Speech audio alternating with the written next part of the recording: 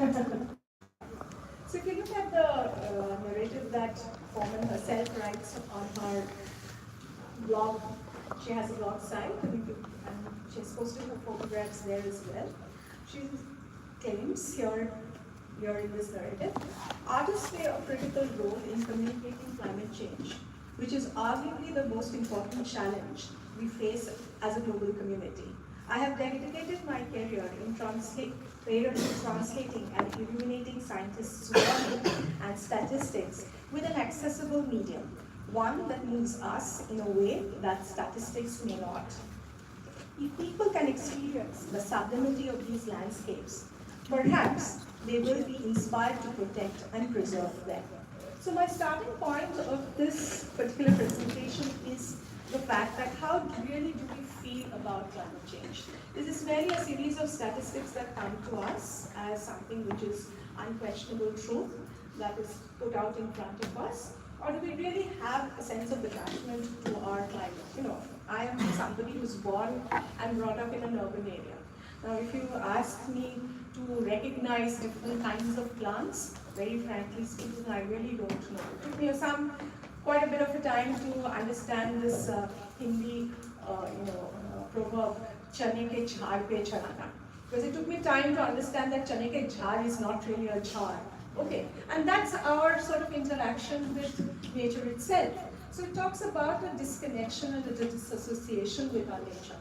So hence, what I look today, or want to really unpack today, is actually look at this particular interaction that we have, which art can mediate with nature. So these are primarily the three questions that I am really trying to unpack: whether can art really foster an engagement with, an awareness and response to climate change and disaster crises? Can art mediate experiences and scientific knowledge and act as an agent of change? And can art articulate and influence the way we think of, imagine, and feel about climate change and crisis? Again, with that, I'd like to go back. If I'm doing the right thing? Yeah.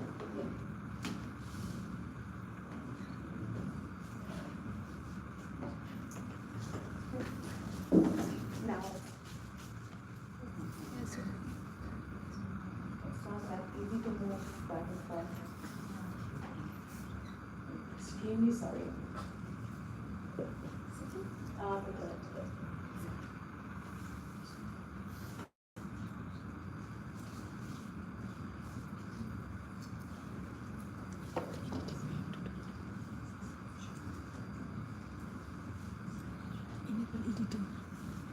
Enable editing पे click कर. Can we have a younger student to help us who's more knowledgeable and more convenient with the technology? Resume slides तो आ रहा है.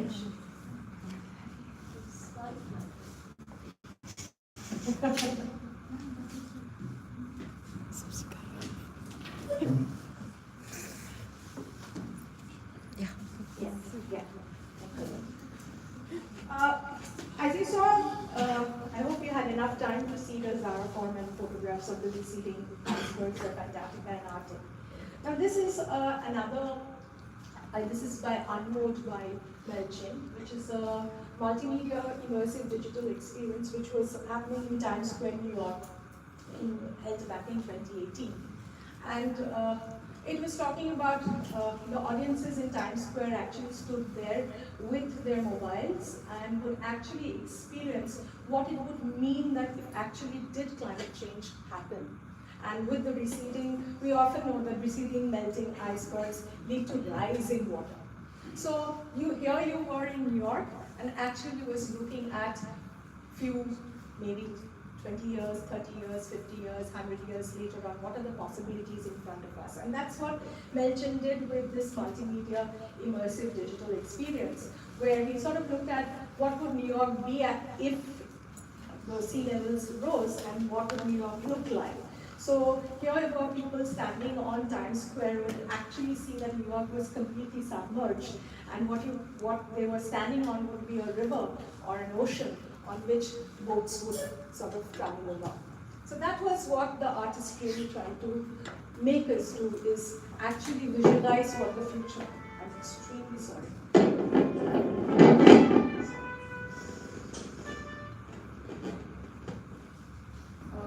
That's what the artists really try to make us look into the future and possibly visualize what the future really held for us.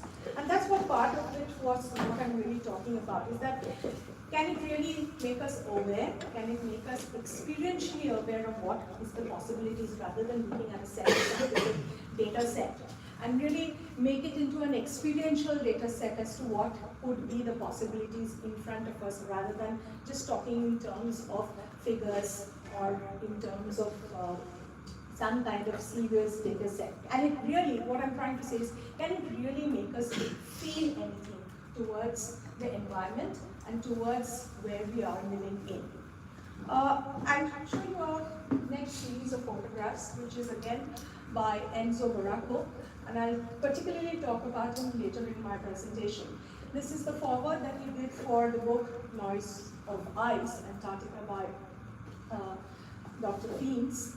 And here are, and this was a fashion photographer, a very well-known fashion photographer who became a climate artist. And this is part of his project of taking photographs of the icebergs again in Antarctica. And what he really talks about in one of his interviews, he talks about when the point from which he actually took this photograph is that when you look at nature, you have to look at nature or any kind of crisis from a point of view of appreciation rather than from a negative storytelling. When we look at what is going to our struggles in a negative manner, but rather from a position of hope, that when I look at nature, I do not look at it as a crisis about to happen, but actually look at Antarctica from the perspective of him being a fashion photographer, trying to talk about in terms of its unparalleled beauty. So when he takes these photographs, he says that I don't want to talk about the receding ice melts or the receding ice, but then actually talk about the beauty of what is Antarctica. And therein lies how it sort of creates a connection us and the environment, or rather not a connection, or a reconnection of wanting to re-look at what really environment means to us. So going back to what I was sort of talking about, the three questions that I've taken, we sort of look at the larger theoretical embedding and framing of how we are looking at environment. And I take the main two seminal work by Berland and Prof on ecological aesthetics.